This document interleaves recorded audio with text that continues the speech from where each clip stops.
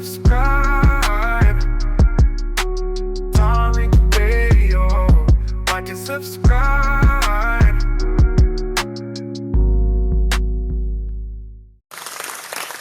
What's going on, man? We're here. We're in the building. Round of applause for you. Ladies and gentlemen, we are in the building, ready to chop up good game, as we always do, man. Welcome to the Tap In with Tariq. I am your host. I'm Tariq Nasheed. How are you? Glad to have y'all in here.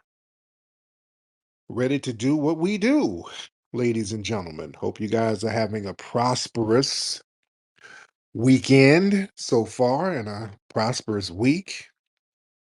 We're going to do what we do. Chop up a lot of good heavy game. Before we do, let me shout out some of the regulars that frequent these Twitter space streets.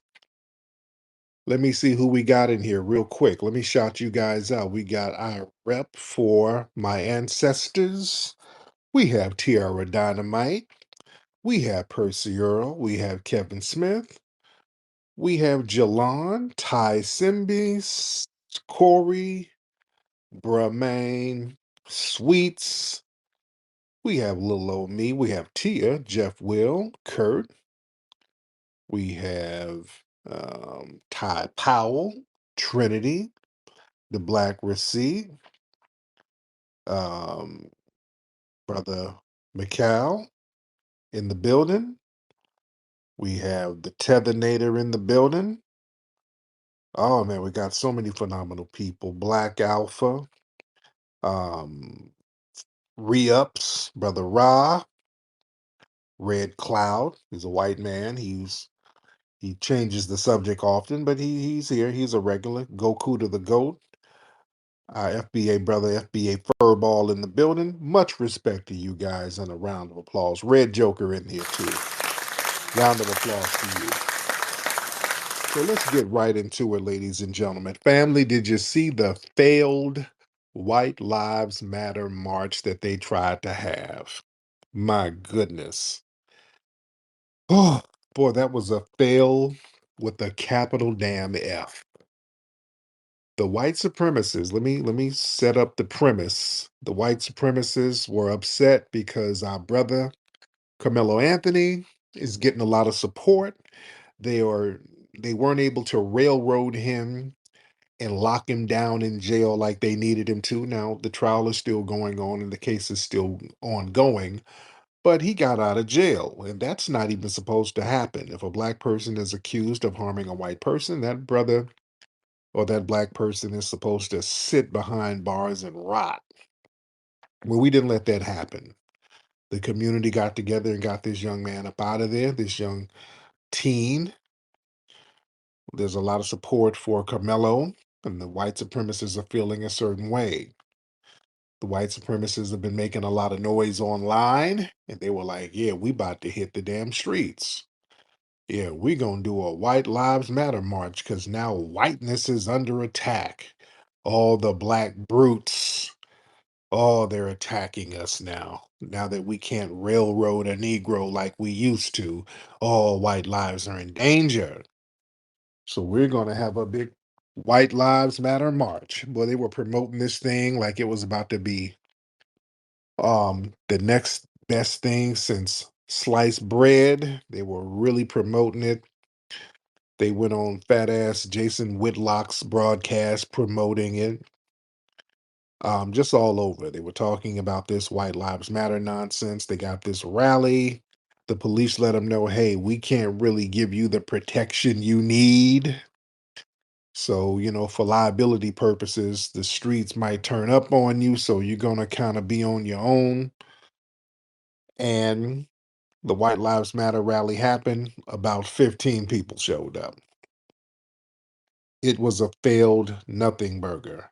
Not only was it a failed nothing burger, the organizer, I forgot what his name is, suspected white supremacist. He was one of those J6ers. He was one of those people who was part of that insurrection January 6th at the Capitol. he got a pardon, and a lot of those guys got emboldened because they got pardoned after trying to storm the Capitol. So he thought it was bold. So the organizer got a call from the father of Austin Metcalf. And the father was like, "Hey, I don't want nothing to do with you guys. You guys are trying to capitalize off the death of my son. I want you guys to take my son's photographs off your website. I don't want to have nothing to do with you guys."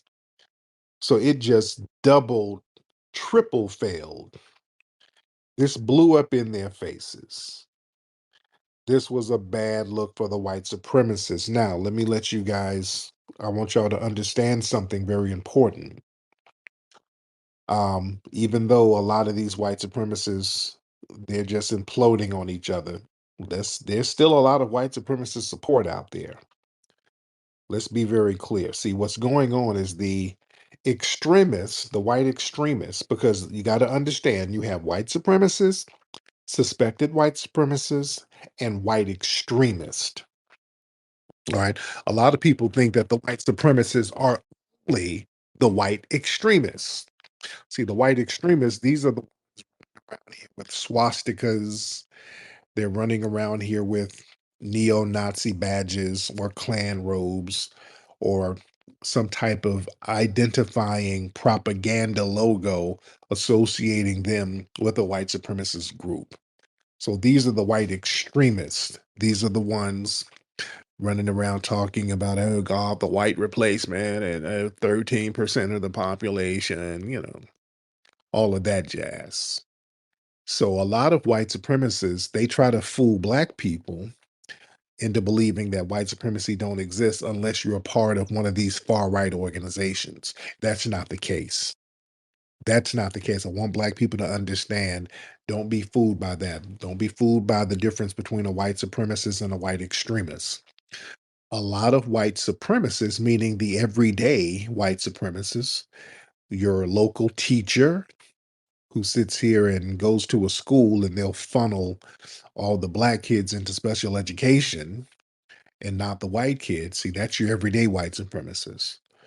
The white supremacists who might be a judge, like on the Kyle Rittenhouse case, who sat here and just bent over backwards for Kyle Rittenhouse, wouldn't let Kyle Rittenhouse, um, none of the stuff about the premeditation, they wouldn't let none of that in. The judge was like, oh, just because he said he wanted to shoot protesters and he went and did it, there's no correlation. What are you talking about?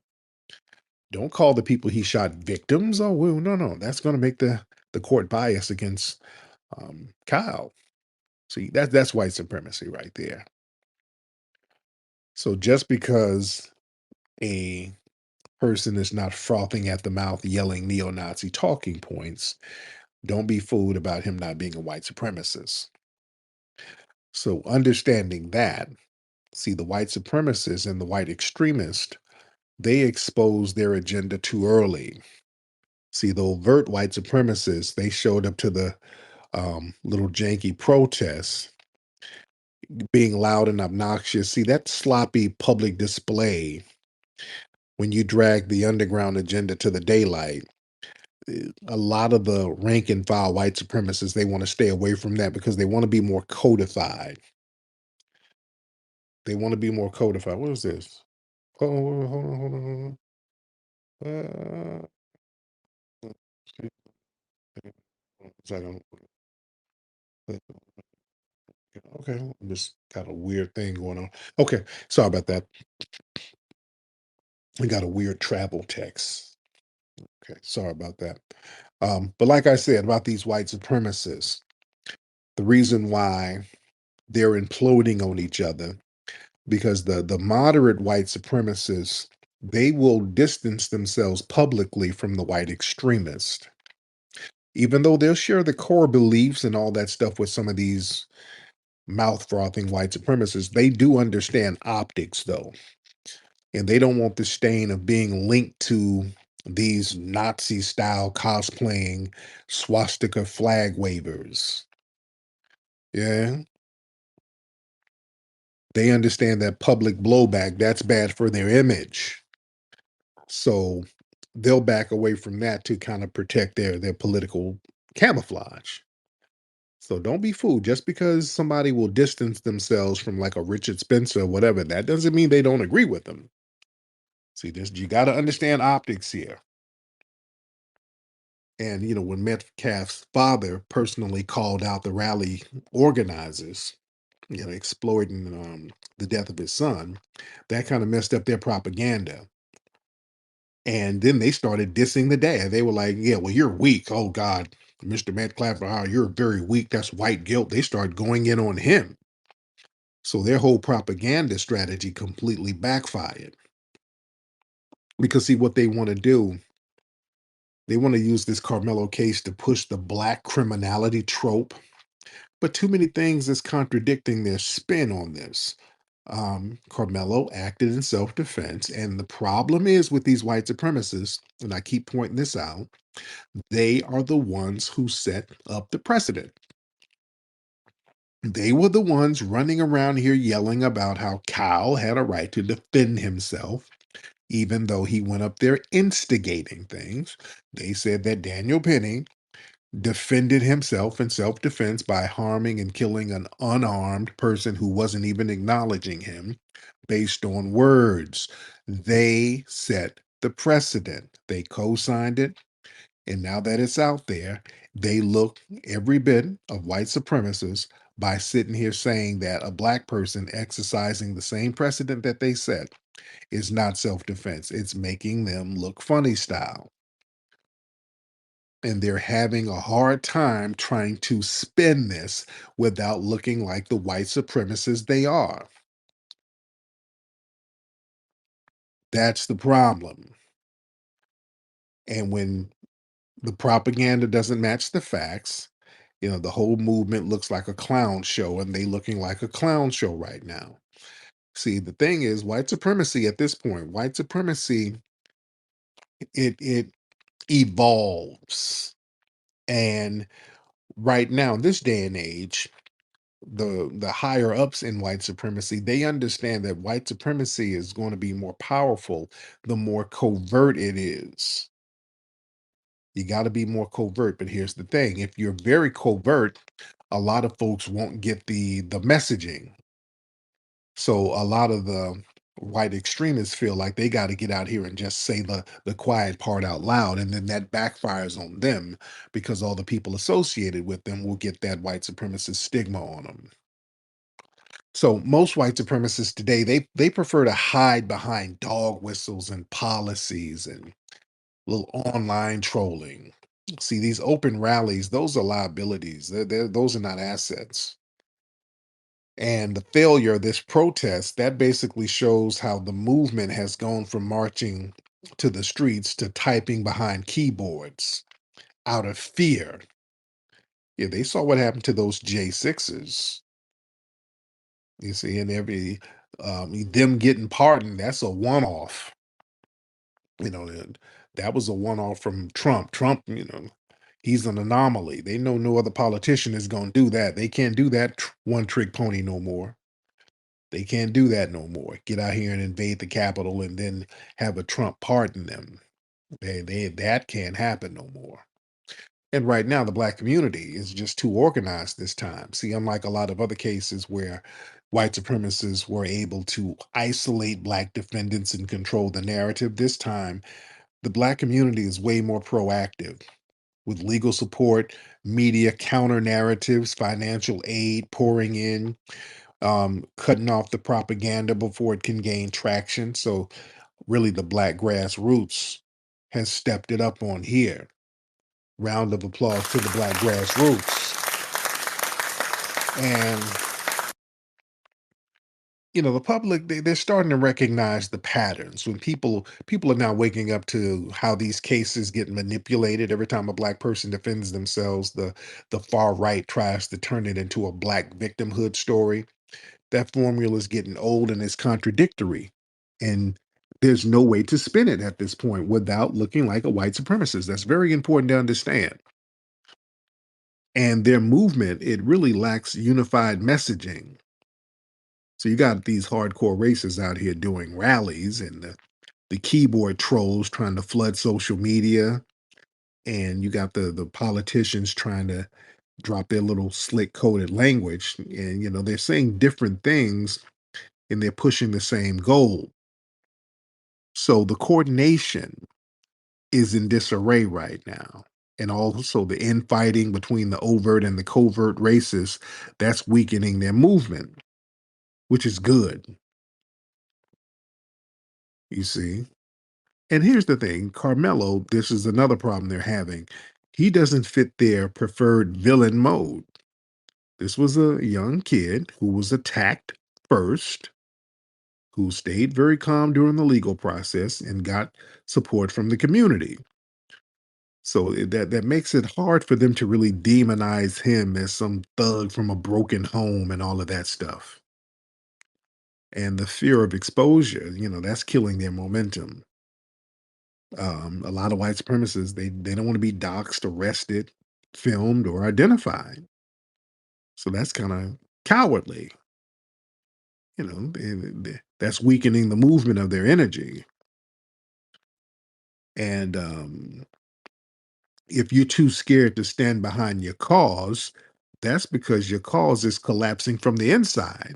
You see, when you have a movement or you have a cause, but you too afraid to stand up and say it loud and proud, that shows that how inherently weak your position is.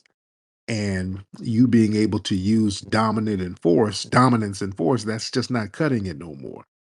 It's kind of browbeating people to make them go along with white supremacy. Those tactics that can't work anymore. And that's the problem that they're having. It's a very interesting dynamic out here.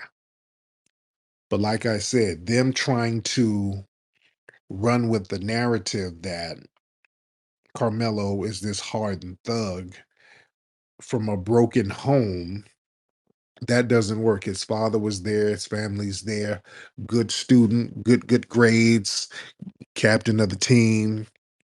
Um, they've been trying to lie about this case from top to bottom. This whole narrative about he was trying to sit in the seat where he didn't belong. That's horse crap. No matter how many times these white supremacists say it. At these games, there are no assigned seats. This was a track meet. He was on the track team, and let's look at it. Two non-track players approaches this guy and try to tell him to get up out of his seat. That Clapp and his brother, they not on the damn track team. A lot of folks don't really catch that part. These are football players. They're not even track players.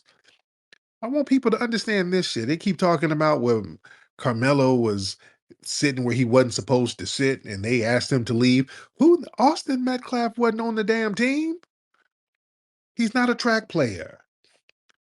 He's a little football player. So what authority did they have to tell somebody in a sport that they're not even a part of that they need to move? Put your thinking caps on, family. You see how bold that is? That white supremacist who shot up the school the other day.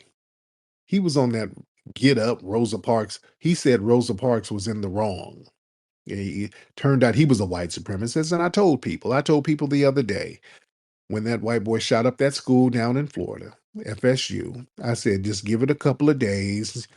This is another, it's like clockwork. Give it another few days. They're going to expose this guy's white supremacist manifesto, and you're going to find out how much he hated blacks, and we'll just give it a couple of days. I was wrong. I was wrong. It wasn't even a couple of days. It was the next day. So I was wrong on that. It was the next day. They came out and said, yes, he's a white supremacist. He has white supremacist views. He hated black people. He hated Rosa Parks. He said Rosa Parks was in the wrong. So damn. So I got to step it up. I was giving them too much leeway. I'm like, well, damn it. It might take a couple of days. It didn't even take that. Yeah. And by the way, the guy who shot up the spot down there in FSU, they're already running stories talking about, well, his parents were divorced and he was dealing with mental issues. Okay. just like clockwork. And another thing, there was when the school was being shot up by the white supremacists, there was a person who did like a Snapchat video where they were drinking coffee and they walked past the body of a white girl who got shot and they didn't do anything and they were just kind of casually sipping coffee. And you can only see the hand of this person. And the white supremacists start talking about with a black woman because the hand had a little tan. So they thought it was a black woman. So a lot of the white supremacists started attacking a non existent black woman. Oh, that black, see a black woman walk by and they saw a white girl on the ground bleeding and didn't even help. Oh, these blacks hate us. Oh, these blacks hate us. Come to find out, it wasn't even a black woman. I think it was a white dude. I think he was just sassy, but I think it was a white dude. It wasn't a black woman at all. But just the fact that these people are so desperate to deflect, they're so desperate to deflect onto black people. It just shows how sick white supremacy is. These people are sick with it. They are absolutely sick with it. But family, I want y'all to understand something. This narrative that the white supremacists are trying to blame everything on us, make us the scapegoats for everything, and if they can't abuse us, oh God, is a threat to whiteness. Now we got to challenge that, and we have to continue to challenge that, and we have to control the narrative because all eyes are on us. People are watching what we do, so understand that part of the game. Let me get some folks in here because we got a lot of folks in the building. Y'all raise your hand. Let me get some of these folks in here. We're in here deep. Well, we got a lot to talk about. Let's get the family in here. Raise your hands. And I'm still out here in New Orleans. Shout out to New Orleans. Having a great time. You know what I tried today out here in New Orleans? Something that's very good. Yakamine. Oh, that yakamine is good. I think that yakamine might do something to your stomach though. It's very good. Where my New Orleans people? Y'all know about that yakamine. Yakamine is kind of like it's like noodles and meat and lots of spices. Now, family, we're my New Orleans people because me and my wife we had some yakamine. It was very good, but we had some some issues with our bowels. I'll put it that way. There were some bowel issues. We had some little spirits on our bowels, and I think it had something to do with the yakamine. Now, I have been drinking a lot of strong coffee out here. That might have had something to do with it too, but I don't know. After I ate that yakamine, there was some real evil energy around my bowels. I put it that way. I'm trying not trying to be vulgar.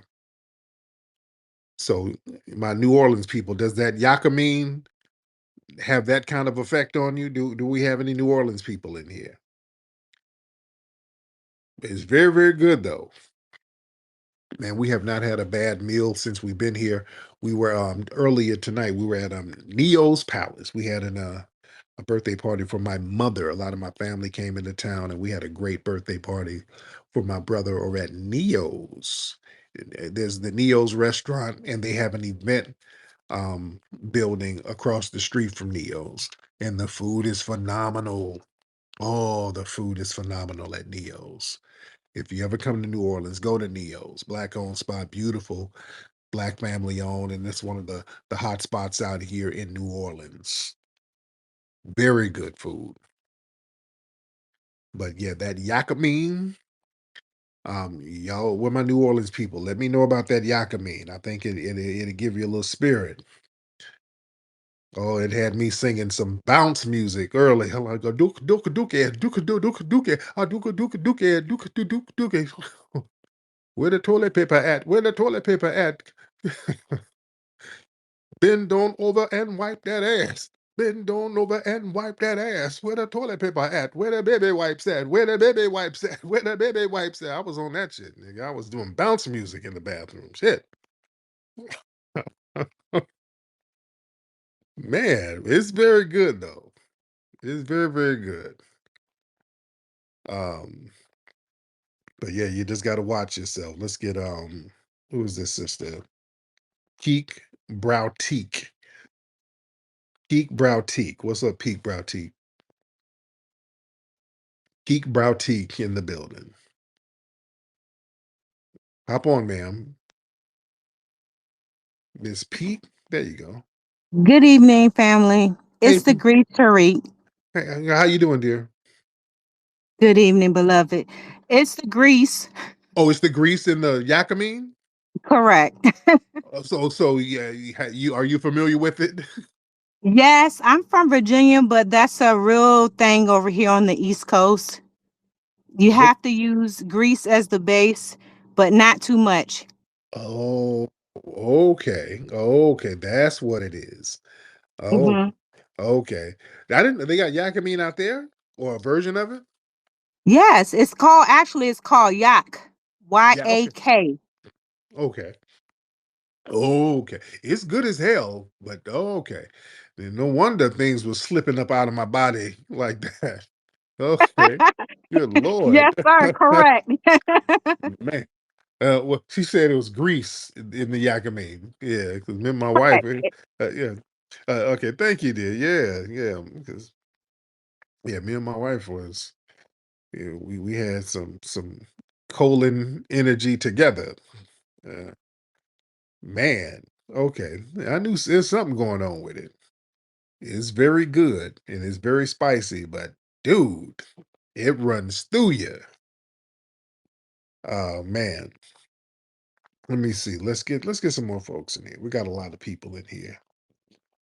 Next place I gotta go is I gotta get up to Charleston, South Carolina again. So I can hit up all the food spots because I've just thoroughly enjoyed all the food spots out here in New Orleans. I've just been having a damn ball. All these beautiful food spots out here. Love it. Next time I come here, I gotta come and stay all the way till Sunday because I'm going back home tomorrow. And I'm gonna miss the second line. They told me they have the second lines on Sundays. That's what I'm learning. They have the second lines on Sundays. And it's gonna be a popping one tomorrow. And I'm not gonna even be here. Oh, it's gonna be a real popping one tomorrow. So next time I come here, I'm gonna make sure I get here where I'm here on a Sunday so I can participate in that second line because that's been one of my things. That's on my bucket list to jam with the family down here in one of them second lines. Um, that's when people are dancing and with the music and almost like a little parade. Man, I'll tell you, New Orleans culture is, man, phenomenal, phenomenal culture down here. Phenomenal. Um, Let me get y'all to let's get Nickel in here. Nickel, hop on in. Nickel, hop on in the building. Hello, Tariq. Hey, How well, you doing? you sound like you from here. You from? Where you I'm from? from New Orleans, I baby. hear it. Well, you sound like everybody down here. What's happening, baby? What's happening, baby? Now, I want to talk about that yakimine. Yakimine don't got no grease in it. it don't. Okay, so she It's know. Go ahead. it's noodles, beef. Sometimes they put shrimp in it, and it's filled with water. And they use soy sauce Yeah. and green onions. So So what's giving people the runs, or is it just something else we ate? maybe you're not used to it. Okay, because it was real spicy. That was one thing. It was very spicy. Yeah, it's not normally spicy. So maybe they doing a little something else to it. You know what I'm saying? Okay. Because it's not normally a spicy dish.